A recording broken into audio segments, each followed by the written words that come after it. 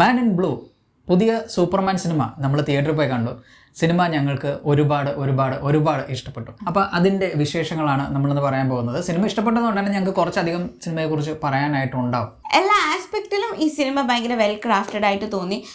സാധാരണ ഈ super hero മൂവീസിൽ നമ്മൾ കാണുന്ന ഒരു സംഭവമാണ്, സ്റ്റോറിക്ക് അത്ര വലിയൊരു പ്രാധാന്യം കൊടുക്കാറില്ല, ഡെപ്ത് ഉണ്ടാവാറില്ല. പക്ഷേ ഇതിൽ അങ്ങനെയല്ല. ഇതിൽ സ്റ്റോറി ഉണ്ട്, നല്ല രീതിയിൽ അവർ അതിന് വേണ്ടി എഫേർട്ട് എടുത്തിട്ടുണ്ട് ആ സ്റ്റോറിക്ക് വേണ്ടി. സാധാരണ എന്ന് പറയാൻ പറ്റത്തില്ല, ഇപ്പം ഇറങ്ങുന്ന സൂപ്പർ ഹീറോ സിനിമാസിലാണ് അത് കൂടുതലായിട്ടുള്ളത്. കാരണം അതിലൊക്കെ എന്ന് പറയുമ്പോൾ ഒരു കഥയെക്കാളും സൂപ്പർ ഹീറോസിനെ കൊണ്ടുവരിക, കുറെ ആക്ഷൻ രംഗങ്ങളൊക്കെ കാണിക്കുക, സംഭവങ്ങളൊക്കെ ഉണ്ട്. ചിലതിൽ നല്ല VFX കാര്യങ്ങളൊക്കെ ഉണ്ട്. പക്ഷെ എന്നാൽ പോലും ആ സ്റ്റോറിയിൽ അവർ ശ്രദ്ധ കൊടുക്കാത്തതുകൊണ്ട് നമുക്ക് എവിടെ കണക്ട് ചെയ്യാൻ പറ്റില്ല. പക്ഷെ ഈ സിനിമ കണ്ടു കഴിയുമ്പോൾ നമുക്ക് ശരിക്കും കണക്ട് ചെയ്യാൻ പറ്റും. സൂപ്പർമാനുമായിട്ടും പറ്റും, അതുപോലെ തന്നെ അതിലെ കഥാപാത്രങ്ങളുമായിട്ടും ആ ഒരു വേൾഡുമായിട്ടും നമുക്ക് കണക്ട് ചെയ്യാൻ പറ്റും. ഈ സിനിമ നമ്മളെ ആ ഒരു പഴയ കാലത്തിലേക്ക് തിരിച്ചു കൊണ്ടുപോയി. അതായത് പണ്ട് സ്പൈഡർമാനൊക്കെ കണ്ടപ്പോൾ നമുക്ക് കിട്ടിയിട്ടുള്ളൊരു ഫീൽ ഉണ്ട്. ആ ഒരു കൈൻഡ് ഓഫ് ഫീല് ഈ സിനിമ കണ്ടപ്പോഴും എനിക്ക് കിട്ടി എന്നുള്ളതാണ്. എനിക്ക് തുടക്കത്തിൽ അവർ ടൈറ്റിൽ ഇങ്ങനെ എഴുതി കാണിക്കുന്നുണ്ട്, ലൈക്ക് ഒരു ടൈം ലൈൻ കാണിക്കുന്നുണ്ട്. എനിക്കത് ഭയങ്കരമായിട്ട് ഇഷ്ടപ്പെട്ടു. കാരണം സൂപ്പർമാൻ്റെ സ്റ്റോറി എന്ന് പറയുന്നത് ഓൾമോസ്റ്റ് എല്ലാവർക്കും അറിയാവുന്ന ഒരു സ്റ്റോറിയാണ്. ഒട്ടും പുതുമയില്ല അതിൻ്റെ തുടക്കം. അല്ലാതെ ഒരു പുതിയ സൂപ്പർ ഹീറോ അല്ല അത്.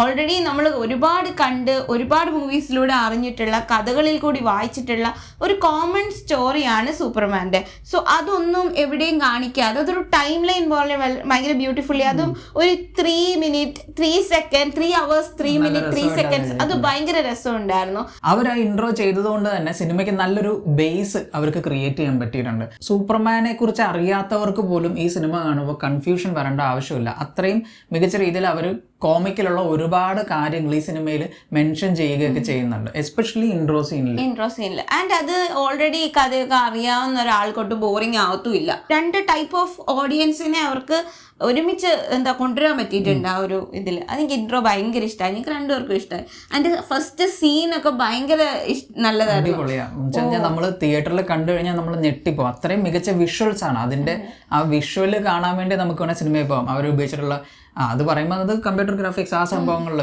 ഇതിന്റെ VFXന്റെ ആ ഒരു പവർ ആണത്. അത്രയും മികച്ച വിഷ്വൽസ് ഈ സിനിമയ്ക്കുണ്ട്. അതുപോലെ സൗണ്ടും തിയേറ്ററിൽ തന്നെ എക്സ്പീരിയൻസ് ചെയ്യാൻ പറ്റിയ സംഭവമാണത്. 3D വിഷ്വൽ ക്വാളിറ്റിയും എല്ലാം ഭയങ്കര നല്ലതായിരുന്നു. നമ്മൾ എല്ലാ പ്രാവശ്യവും പോലെ തന്നെ ഫോറം 3D അടിപൊളിയായിരുന്നു. 3D നോർമലി നമ്മൾ സിനിമയിൽ 3D കാണുമ്പോൾ നമുക്ക് അതിന്റെ ഒരു ഇതങ്ങനെയല്ല, ഇത് നമുക്ക് സെപ്പറേഷൻ ഇല്ല. മാത്രമല്ല പലപ്പോഴും ആ ഒരു എക്സാക്ട് 3D എന്താണോ നമ്മൾ ഫീൽ ചെയ്യാൻ ആഗ്രഹിക്കുന്നത് അത് നമുക്ക് ഇവിടെ കിട്ടും. ഇവിടെ മഞ്ഞൊക്കെ വീഴുമ്പോൾ നമുക്ക് ഫീൽ ചെയ്യും, അത് സ്ക്രീനിന്റെ പുറത്തോട്ടേക്ക് വരുന്ന പോലെ നമുക്ക് ഫീൽ ചെയ്യും. ഇത് ഭയങ്കര രസമായിട്ടാണ് അവർ ചെയ്തേക്കുന്നത്. കുറേ നാളായിട്ട് സത്യം പറഞ്ഞാൽ നമുക്ക് കാണാൻ പറ്റാതിരുന്ന ഒരു well crafted super hero movie നമുക്ക് കണ്ട ഒരു ഫീൽ ഉണ്ടായിരുന്നു. പിന്നെ അതുപോലെ തന്നെ സൂപ്പർമാന്റെ കാര്യത്തിലേക്ക് വരുമ്പോൾ സൂപ്പർമാൻ ഇപ്പം ലാസ്റ്റ് ഇറങ്ങിയ സൂപ്പർമാൻ നമ്മുടെ ഹെൻറി കാവിലിന്റെ സൂപ്പർമാനാണ് ഇപ്പോൾ ഏറ്റവും കൂടുതൽ ആൾക്കാർ എടുത്തുപൊക്കി നടക്കുന്ന സൂപ്പർമാൻ. അപ്പൊ അതും ഇതും കൂടി കമ്പാരിസൺസ് ഒക്കെ വന്നിപ്പോൾ ഭയങ്കര കോമ്പറ്റീഷൻ ഒക്കെ ഓൺലൈനിൽ നടക്കുന്നുണ്ടായിരുന്നു. പക്ഷെ എൻ്റെ ഒരു ഒപ്പീനിയനിൽ പറയുകയാണെങ്കിൽ ഈ സൂപ്പർമാൻ എന്തായാലും നമുക്ക് അതുമായിട്ട് കമ്പയർ ചെയ്ത് നശിപ്പിക്കേണ്ട കാര്യമില്ല. എന്നാൽ തന്നെ അതിനൊപ്പം അല്ലെങ്കിൽ ചിലപ്പോഴൊക്കെ അതിലും മേലെ നല്ല മികച്ച ഒരു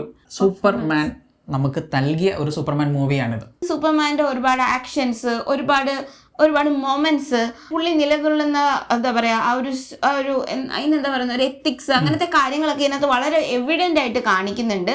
പക്ഷെ ഒട്ടും ബോർ അടിപ്പിക്കുന്നുമില്ല. പിന്നെ അത് മാത്രമല്ല ഹ്യൂമനൈസ് ചെയ്തിട്ടുണ്ട്. ഇപ്പൊ നമ്മുടെ ഒരു ഹ്യൂമൻ വേൾഡിൽ പറ്റുന്ന രീതിയിലുള്ള ഒരു സൂപ്പർ ഹീറോ കഥാപാത്രമായിട്ടാണ് ഇതിൽ സൂപ്പർമാൻ വരുന്നത്.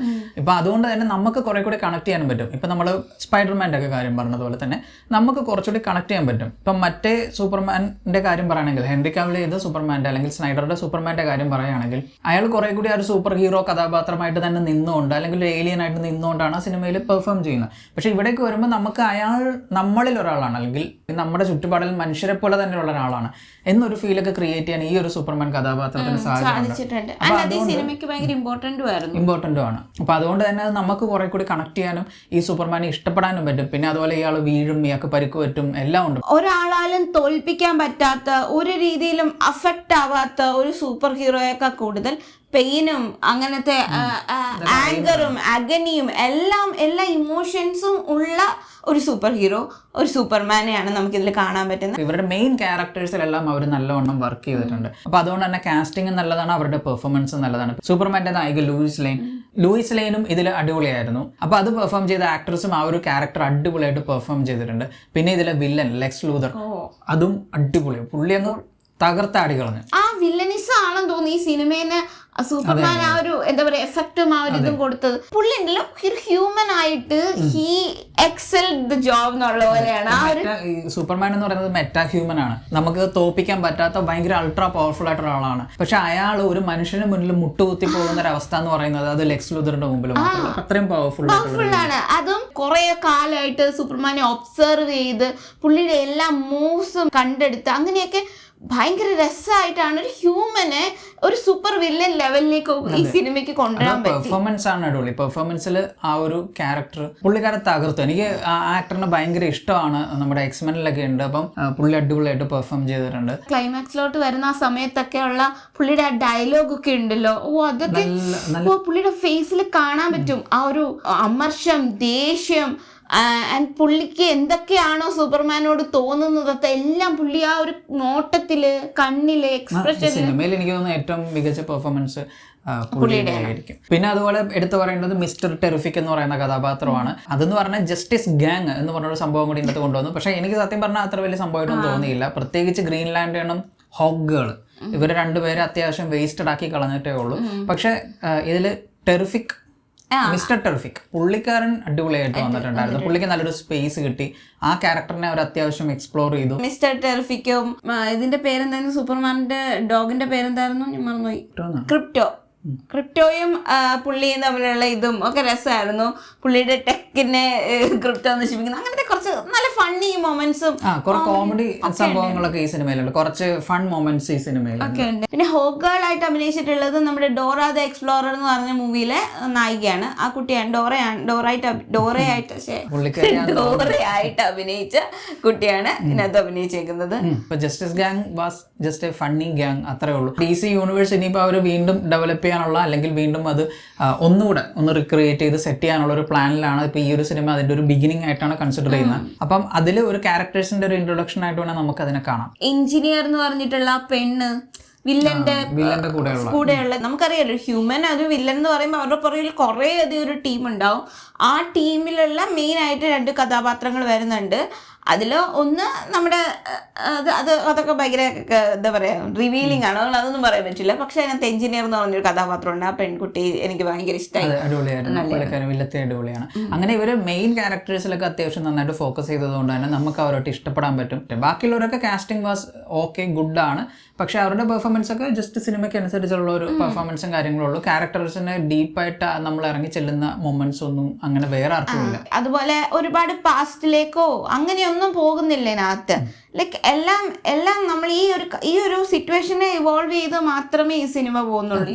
സിനിമ ഇമോഷണൽ കണക്ട് ചെയ്യിപ്പിക്കുന്ന കുറെ മൊമെന്റ്സ് ഈ സിനിമയിലുണ്ട്. പക്ഷെ അതൊക്കെ കൃത്യമായിട്ടാണ്. ഡയലോഗ്സ് ആണെങ്കിലും വിഷ്വലി ആണെങ്കിലും അവരത് കാണിച്ചിട്ടുള്ളത്. ഒരുപാട് കാണിച്ച് ബോറടിപ്പിക്കാതെ സിനിമ അത്യാവശ്യം ഫാസ്റ്റ് പേസ്ഡ് ആയിട്ട് തന്നെ പോവുകയും ചെയ്തു. എനിക്ക് ഫസ്റ്റ് ഹാഫ് ആണ് സിനിമയുടെ കുറെ കൂടുതൽ ഇഷ്ടപ്പെട്ടത് സെക്കൻഡ് ഹാഫിനേക്കാളും. കാരണം സെക്കൻഡ് ഹാഫിലേക്ക് വന്നപ്പോൾ ഒരു ലെഗോ സൂപ്പർ ഹീറോ മൂവി ലെവലിൽ ഭയങ്കര കൂടുതൽ ആക്ഷൻ, കളർഫുൾ ആയിട്ടുള്ള സംഭവങ്ങളും കാര്യങ്ങളൊക്കെ ആയിട്ട് പോയി. ഫസ്റ്റ് ഹാഫ് കുറച്ചുകൂടി നമുക്ക് കണക്ട് ചെയ്യാൻ പറ്റുന്ന ആ ഒരു കോമിക് സ്റ്റോറി ടെല്ലിംഗ് രീതി ആ ഒരു സിനിമയ്ക്ക് എനിക്ക് ഫീൽ ചെയ്തു. അതെനിക്ക് ഭയങ്കര ഇഷ്ടപ്പെട്ടു. സെക്കൻഡ് ഹാഫ് ആക്ഷൻ പാക്ഡ് ആണ്. സോ ആക്ഷൻ ഇഷ്ടപ്പെടുന്ന, നല്ല സ്റ്റണ്ട് കാണാൻ ഇഷ്ടപ്പെടുന്ന ആൾക്കാർക്കാണെങ്കിൽ സെക്കൻഡ് ഹാഫ് ആയിരിക്കും കുറച്ചും കൂടി മറ്റേത് ഇമോഷണൽ കണക്ട് കൊടുക്കുന്നത്. ആ ഒരു ഡെവലപ്പിംഗ് സെക്കൻഡിലേക്ക് വരുമ്പോൾ അതൊരു നെസസറി ആയിട്ടുള്ള ഒരു കാര്യം തന്നെയാണ്. പിന്നെ കോമിക് അക്യുറേറ്റ് ആയിട്ടുള്ള സൂപ്പർമാൻ മൂവിയാണ് നമ്മളിപ്പോൾ മെയിനായിട്ട് ഇതിൽ കാണാൻ പോകുന്നത്. ഇപ്പം നമ്മൾ ലാസ്റ്റ് ഇറങ്ങിയിട്ടുള്ള സൂപ്പർമാനൊക്കെ എടുക്കുകയാണെങ്കിൽ കുറച്ചുകൂടി ഒരു ഇപ്പോഴത്തെ ഒരു സ്റ്റാൻഡേർഡ് ലെവലിൽ അല്ലെങ്കിൽ ഒരു മാർവൽ ലുക്കിംഗ് കുറച്ചുകൂടി എന്നൊക്കെ പറയാവുന്ന രീതിയിലൊക്കെ ഒരു സൂപ്പർ ഹീറോ ആണ് അവർ ക്രിയേറ്റ് ചെയ്തിട്ടുള്ളത്. DC ഇപ്പോൾ ലാസ്റ്റ് ഇറങ്ങിയ സിനിമകളിൽ ക്രിയേറ്റ് ചെയ്തിട്ടുള്ളത്. അപ്പോൾ അതിൽ സൂപ്പർമാനും ഉണ്ട്, കുറച്ചുകൂടി ഡാർക്ക് ആയിട്ടുള്ള വേൾഡ്, പുള്ളിയുടെ സ്യൂട്ടൊക്കെ ആണെങ്കിൽ അതിനനുസരിച്ചുള്ളത്. പക്ഷേ ഇതിലേക്ക് വരുമ്പോൾ കുറെ കൂടെ കൂടുതൽ കോമിക് അക്യുറേറ്റ് ആയിട്ടാണ് അവർ ചെയ്തിട്ടുള്ളത്. ഇപ്പോൾ ഈവൻ സിനിമയിൽ അവർ ആ ഒരു വേൾഡും ആ ഒരു മെട്രോപോളിസ് എന്ന് പറയുന്ന സിറ്റിയും എല്ലാം റിക്രിയേറ്റ് ചെയ്തിട്ടുണ്ട്. ശരിക്കും പറഞ്ഞാൽ ഇതിന്റെ VFX അപ്പോൾ നമുക്ക് എടുത്തു പറയണം. VFX ഒക്കെ ആണെങ്കിൽ നമുക്ക് തിരിച്ച് പറയാൻ പറ്റത്തില്ല. അത്രയും മികച്ച രീതിയിൽ അവർ അതിൻ്റെ അകത്ത് വർക്ക് ചെയ്തിട്ടുണ്ട്. അപ്പോൾ ഇതെല്ലാം കൂടി ആ ഒരു മെട്രോപോളിസ് എന്ന് പറയുന്ന വേൾഡിൽ നമ്മൾ ചെന്ന് നമ്മൾ അവരുടെ ഇടയിൽ നിൽക്കുന്നു, ആ ഒരു സംഭവങ്ങളൊക്കെ കാണുന്ന ഒരു ഫീൽ ക്രിയേറ്റ് ചെയ്യാൻ അവർക്ക് പറ്റിയിട്ടുണ്ട്.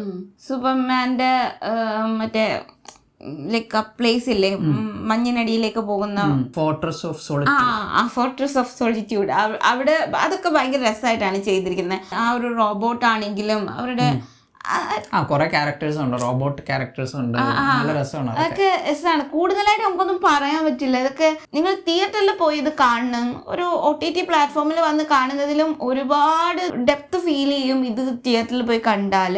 അതുകൂടാതെ ഞാൻ നേരത്തെ പറഞ്ഞതുപോലെ തന്നെ DC അവരുടെ ആ ഒരു യൂണിവേഴ്സിനെ വീണ്ടും റിക്രിയേറ്റ് ചെയ്യാനുള്ള ശ്രമമാണ്. അപ്പോൾ അതിൻ്റെ കുറേ സംഭവങ്ങൾ നമുക്ക് ഇവർ കാണിച്ചു തരുന്നുണ്ട്. കഥാപാത്രങ്ങളുണ്ട്, അതുപോലെ പോക്കറ്റ് ഡിമെൻഷൻ എന്ന് പറയുന്ന സംഭവം, പിന്നെ അതുപോലെ വേറെ യൂണിവേഴ്സ് സാധനങ്ങൾ, അങ്ങനെ കുറേ സംഭവങ്ങളൊക്കെ നമുക്ക് അതിൻ്റെ ഒരു ഗ്ലിംസ് ഒക്കെ ഈ സിനിമയിൽ കിട്ടും. അപ്പോൾ അതുകൊണ്ട് തന്നെ ഇതൊരു ബിഗിനിങ് ആയിട്ട് കൺസിഡർ ചെയ്തിട്ട് നിങ്ങൾക്ക് തിയേറ്ററിൽ പോയിട്ട് സിനിമ കാണാവുന്നതാണ്.